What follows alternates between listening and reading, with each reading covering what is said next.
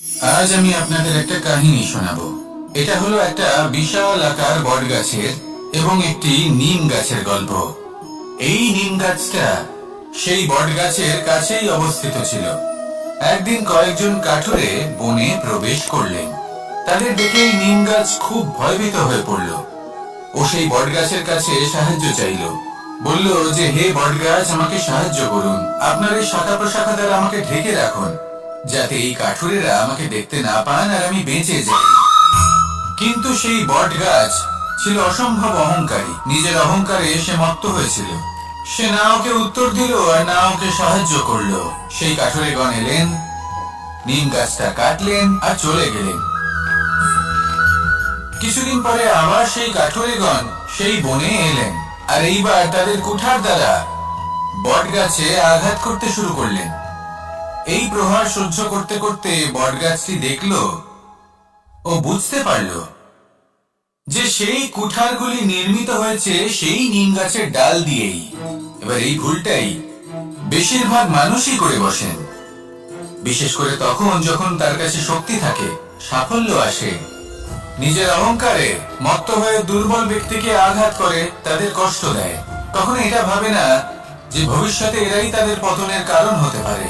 তাই যদি আপনার কাছে শক্তি থাকে আর আপনি সাফল্য লাভ করতে থাকেন, তাহলে নিজেকে শান্ত করুন এবং এই অহংকারকে ত্যাগ করুন।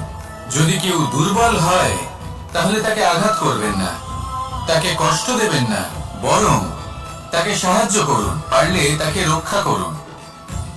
আসুন আর আমার সাথে ভালোবেসে বলুন, রাধা রাধা। শ্রীরাম যখন সুগ্রীবের সাথে মাতা সীতাকে খোঁজার জন্য ভ্রমণ করছিলেন, তখন সুগ্রীবের ভৌগোলিক জ্ঞান দেখে শ্রীরাম হতবাক হয়ে গেলেন। তখন সুগ্রীব বললেন যে যখন বালির হাত থেকে উনি পালাচ্ছিলেন, নিজের প্রাণ বাঁচিয়ে পালাচ্ছিলেন, উনি তখন অনেক জায়গায় গেছিলেন, কিন্তু কোথাও যেন উনি যোগ্য আশ্রয় খুঁজে পাচ্ছিলেন না। বালি সুগ্রীবের প্রাণ হরণ করতে চাইছিল, ওকে শেষ করে দিতে চাইছিল, আর সুগ্রীব শুধু নিজের প্রাণ বাঁচিয়ে পালাতে চাইছিল। এক স্থান থেকে অন্য স্থানে, সেই স্থান থেকে আবার আরেক স্থানে।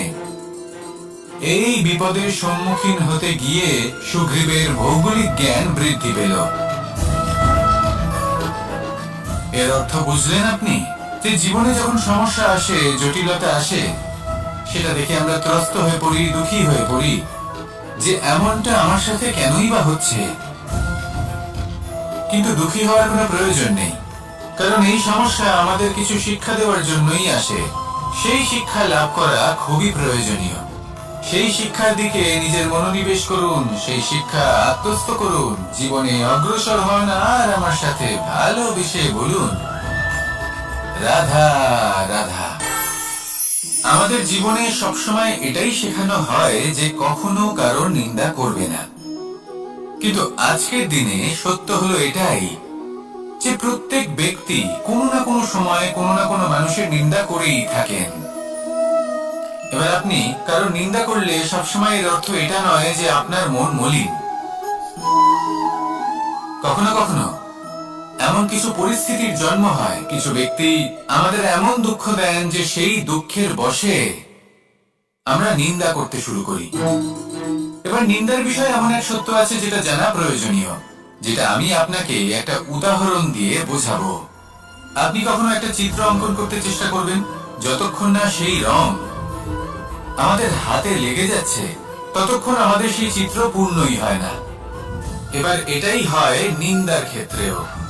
কেউ আপনাকে যতই দুঃখ দিক না কেন, যদি আপনি কারোর নিন্দা করেন, তাহলে কোথাও না কোথাও সেই নেতিবাচক শক্তি অবশ্যই আপনার মধ্যে প্রবেশ করবে।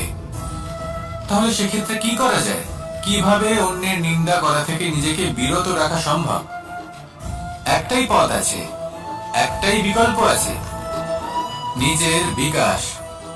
নিজের বিকাশের পথে অগ্রসর হতে থাকুন। নিজের কাজে এতটাই নিমজ্জিত হয়ে যান যে কারো নিন্দা করার মতো কোনো সময় যেন আপনার হাতে না থাকে। তাতে আপনার মনও মলিন হবে না, আর জীবনে অনেক দরজা আপনার জন্য খুলে যাবে। আসুন আমার সাথে ভালোবেসে বলুন, রাধা রাধা। অত্যন্ত শ্রেষ্ঠ একটা কথা আছে, যদি একটা দরজা বন্ধ হয় তাহলে ঈশ্বর নিজে আমাদের জন্য আরেকটা দরজা খুলে দেন। কিন্তু কিছু মানুষ আছেন যারা এটা ভাবেন যে আমার সাথে তো এরকম হলোই না, আমাদের জন্য তো কোনো নতুন দরজা খুললো না, কোনো নতুন পথ আমরা খুঁজে পেলাম না। সেই বিষয়ে আমরা চিন্তা করি, দুঃখ পাই যে এরকম কেন হলো। কখনো কখনো নতুন দরজা উন্মুক্ত হয়, কিন্তু পুরনো যে বন্ধ দরজা আছে তার সামনেই আমরা দুঃখী হয়ে বসে থাকি, আর এমন ভাবে বসে থাকি যে নতুন দরজার দিকে আমাদের চোখই যায় না। কখনো কখনো ঈশ্বর জেনে শুনেই আমাদের জন্য নতুন দরজা, নতুন পথ উন্মুক্ত করেন না, কারণ তিনি চান যে আমরা যেন পরিশ্রম করি, কর্ম করি, নিজেকে আরো বেশি শ্রেষ্ঠ করে তুলি, সক্ষম হই, আর নিজের পথ আমরা নিজেই খুঁজে নিই। কখনো কখনো এমনও হয় যে ঈশ্বর চান যে আমরা যেন সেই পথে চলতে শুরু করে দিই। ভবিষ্যতে গিয়ে ঈশ্বর আমাদের সবকিছুই প্রদান করেন। মনে রাখবেন, যে ব্যক্তি নিজের বাড়িতে এসে নিজের দুঃখ নিয়ে বিলাপ করতে থাকেন, সুখ তার দরজায় পৌঁছে গিয়েও বন্ধ দরজা দেখে ফিরে চলে যায়।